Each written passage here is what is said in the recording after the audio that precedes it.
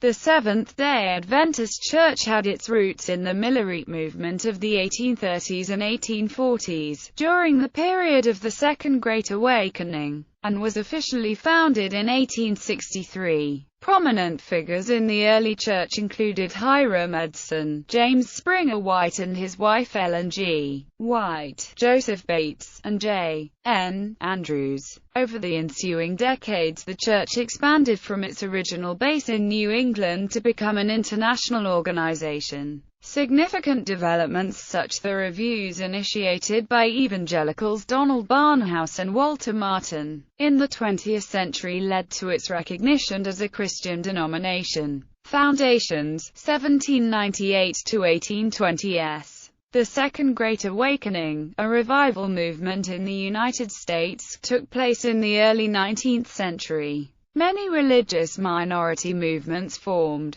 Some of these movements held beliefs that would later be adopted by the Seventh-day Adventists. An interest in prophecy was kindled among some Protestant groups following the arrest of Pope Pius VI in 1798 by the French general Louis Alexandre Berthier. Forerunners of the Adventist movement believed that this event marked the end of the 1260-day prophecy from the Book of Daniel. Certain individuals began to look at the 2300-day prophecy found in Daniel chapter 8 verse 14. Interest in prophecy also found its way into the Roman Catholic Church when an exiled Jesuit priest by the name of Manuel de Lacunza published a manuscript calling for renewed interest in the Second Coming of Christ. His publication created a stirring but was later condemned by Pope Leo XII in 1824. As a result of a pursuit for religious freedom, many revivalists had set foot in the United States, aiming to avoid persecution.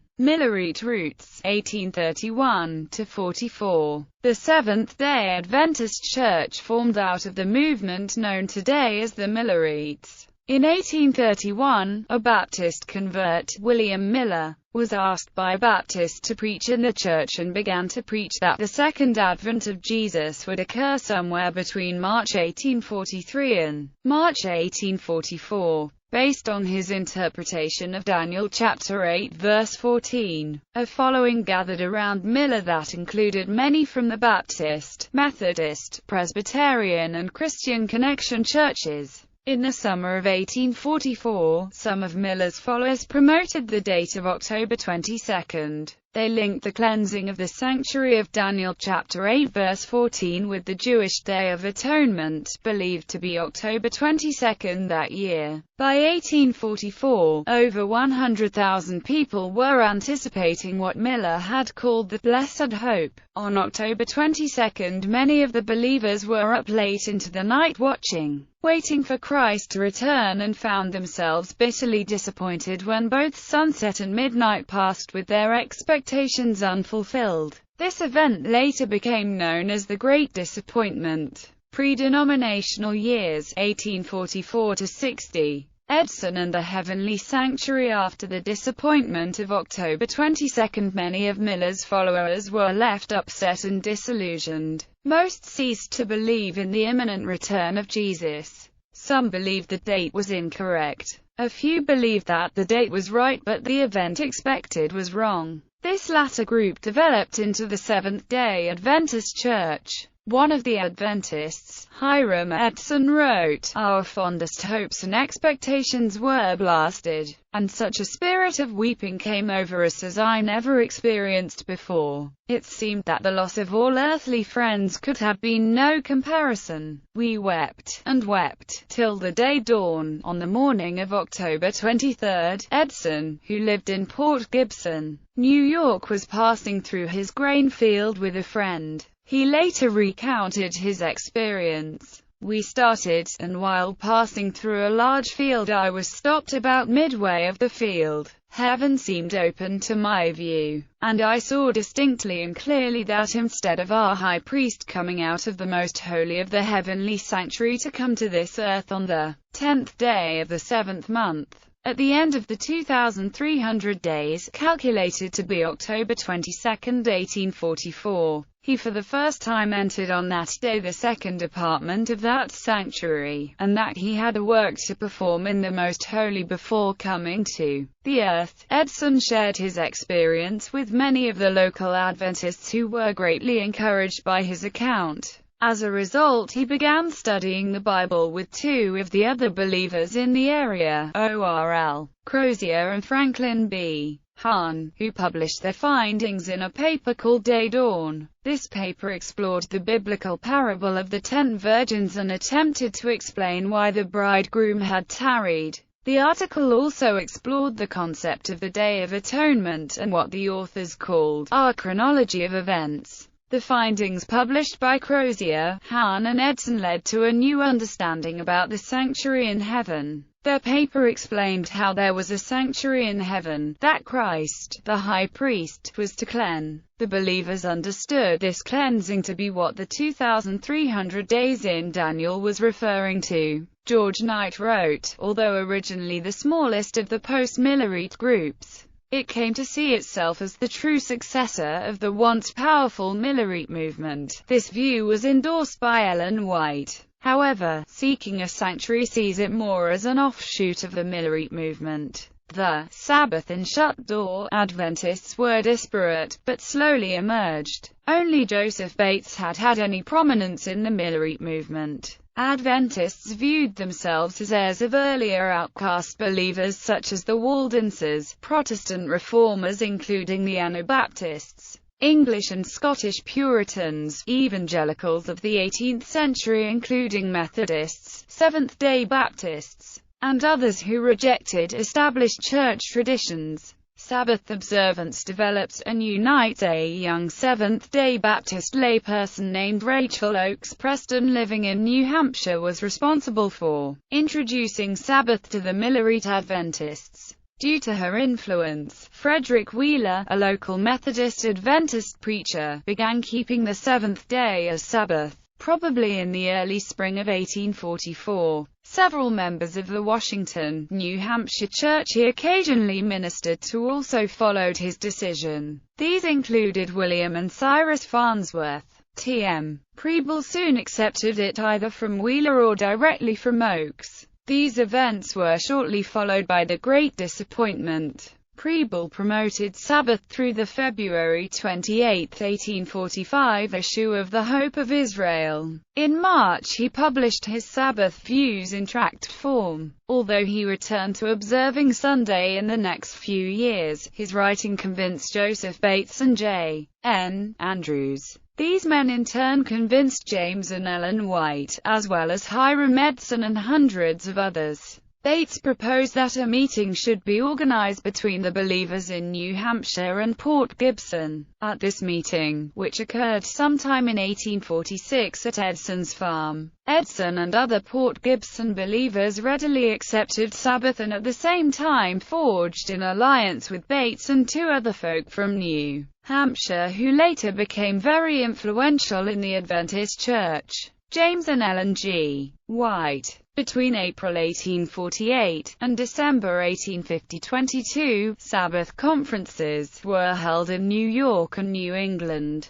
These meetings were often seen as opportunities for leaders such as James White, Joseph Bates, Stephen Pierce and Hiram Edson to discuss and reach conclusions about doctrinal issues. While initially it was believed that Sabbath started at 6 p.m., by 1855 it was generally accepted that Sabbath begins at Friday sunset. The present truth was largely devoted to Sabbath at first. J. N. Andrews was the first Adventist to write a book-length defense of Sabbath, first published in 1861. Trinitarianism. At the formation of the Church in the 19th century, many of the Adventist leaders held to an anti-Trinitarian view. Ellen G. White never entered into debate on this issue. One study, however, sees early Adventism as well as Ellen White to espouse a materialist rather than an Arian theology. In 1876, James White compared Seventh-day Adventist doctrine with Seventh-day Baptists.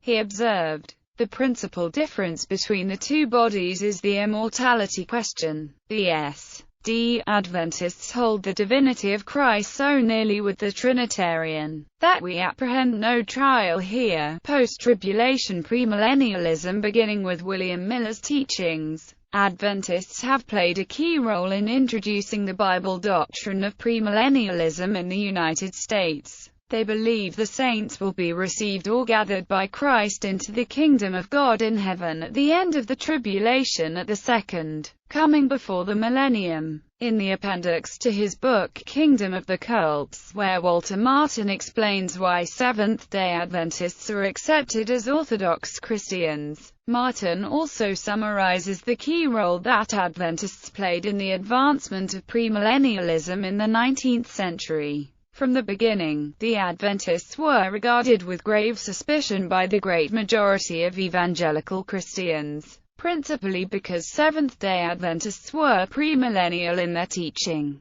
That is, they believed that Christ would come before the millennium. Certain authors of the time considered premillenarians to be peculiar, and dubbed as Adventist all who held that view of eschatology. Kingdom of the Cults, p. 419-420. However, the unique contribution of Seventh-day Adventists to this doctrine does not stop there. Seventh-day Adventists are post-tribulation premillennialists who accept the Bible teaching on a literal 1,000 years in Revelation chapter 20 that immediately follows the literal second coming of Christ described in Revelation chapter 19. In contrast to almost all premillennialist groups, they do not believe in a 1,000-year kingdom on earth during the millennium. In Adventist eschatology, Christ's promise to take the saints to his Father's house in John chapter 14 verses 1-3 is fulfilled at the second coming, where both the living and the dead saints are taken up in the air to meet the Lord. John, the author of Revelation, calls this moment the first resurrection, in Revelation chapter 20 verses 5-6. Instead of a millennial kingdom on earth, Adventists teach that there is only a desolated earth for 1,000 years, and during that time the saints are in heaven with Christ.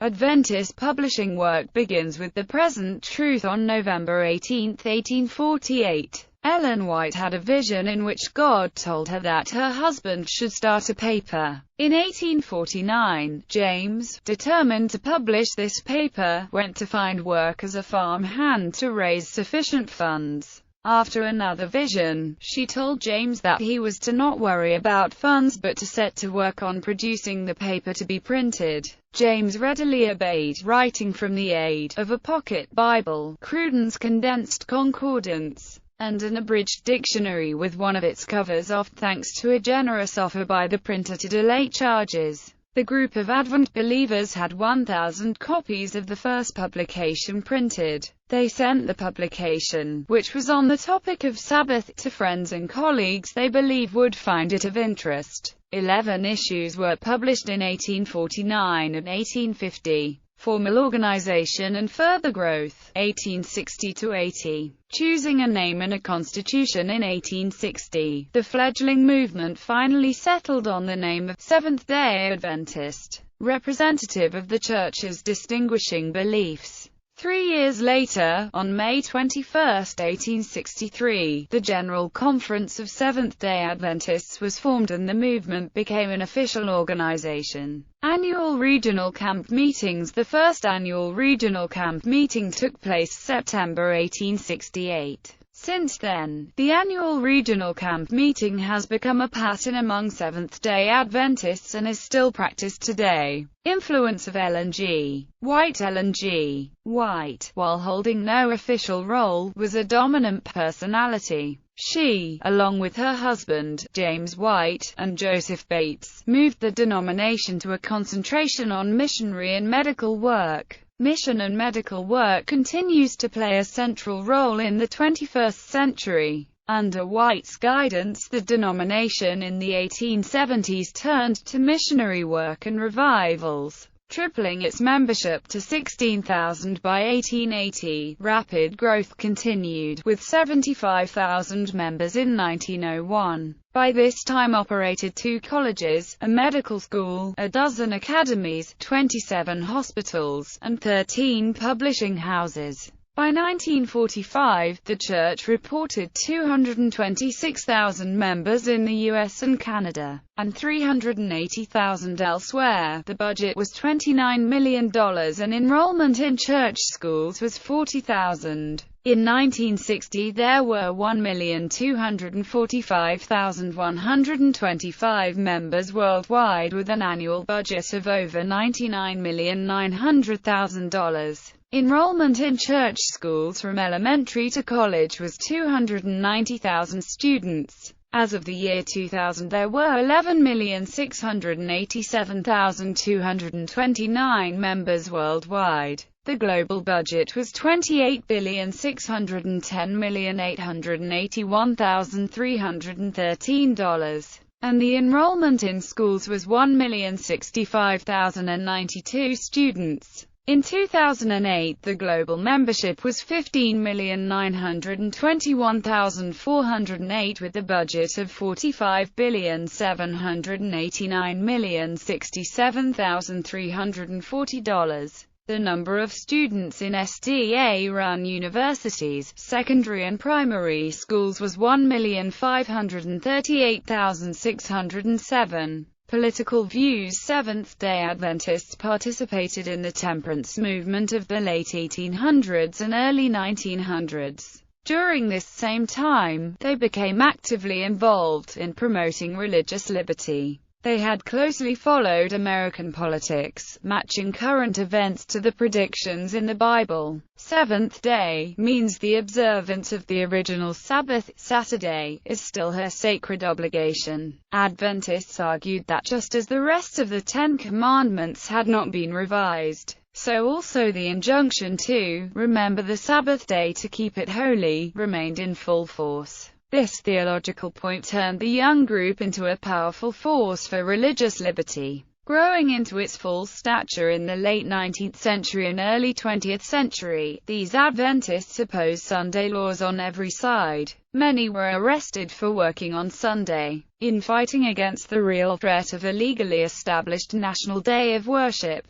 These Sabbatarians had to fight for their liberty on a daily basis. Soon, they were fighting for religious liberty on a broader, less parochial basis. Worldwide mission. Adventist effort for a worldwide proclamation of their message began with the mailing of publications. In 1874, J. N. Andrews became the first official Adventist missionary to travel overseas. Working in Switzerland, he sought to organize the Sabbath-keeping companies under one umbrella. During the 1890s, Adventists began to enthusiastically promote a worldwide mission effort. A World Vision and Growing Pains, 1880 to 1915. 1888 General Conference. In 1888, a General Conference session occurred in Minneapolis. This session involved a discussion between the then General Conference President I. Butler, editor of the Review, Uriah Smith, and a group led by E. J. Wagner and A. T. Jones about the meaning of righteousness by faith, and the meaning of the law in Romans and Galatians. Ellen G. White also addressed the conference. Organizational developments. From the early 1860s, the church had 3 levels of government: the local church, the conference, and the general conference. As ideas developed, organizations came into existence to move forward the ideas, i.e., Sabbath schools, health reform and medical work, printing, distribution of literature, religious liberty, missions, etc. All moved forward under the societies formed to do so. As the work progressed, the managing of all these societies became quite cumbersome. As conferences developed in far-off lands, it became obvious that the General Conference could not oversee the day-to-day needs of the conferences. This led to the development of union conferences in Australia and Europe in the late 1890s and to the development of districts in the United States. The 1901 and 1903 General Conference sessions reorganized the church's structure to include union conferences which managed a group of local conferences in the domain. By the end of 1904, the various societal interests became incorporated as departments in each conference's structure. Christ's Object Lessons in Adventist Schools. Ellen White relates how her book Christ's Object Lessons came to be linked to the financial support of Adventist schools. I am so thankful for the work that Christ's Object Lessons has accomplished and is still accomplishing. When this book was in preparation, I expected to use the means coming from the sale of this book in preparing and publishing several other books. But the Lord put it into my mind to give this book to our schools, to be used in freeing him from debt. I asked our publishing houses to unite with me in this gift by donating the expense of the publication. This they willingly agreed to do. A fund was raised to pay for the materials used in printing the book, and canvases and people have sold the book without commission. Thus the book has been circulated in all parts of the world. It has been received with great favor everywhere. Ministers of all denominations have written testimonials recommending it. The Lord has prepared the way for its reception so that no fewer than 200,000 have already been sold. The means thus raised has gone far toward freeing our schools from the debts that have been accumulating for many years. Our publishing houses have printed 300,000 copies, free of cost, and these have been distributed to the different tract societies, to be sold by our people. The Lord has made the sale of this book a means of teaching our people how to come in touch with those not of their faith,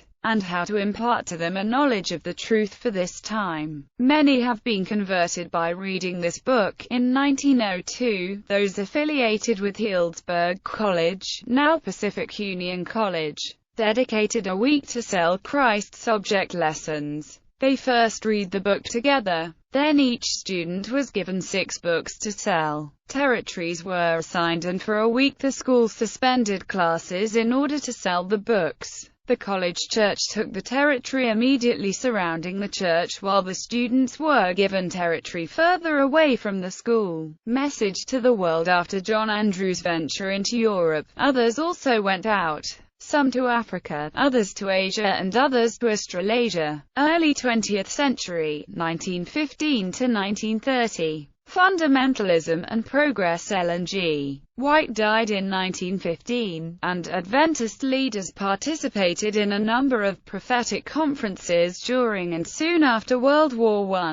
The 1919 Bible Conference looked at how Adventists interpreted Bible prophecy and the legacy of Ellen White's writings. It also had a polarizing influence on Adventist theology, with leaders such as A. G. Daniels and W.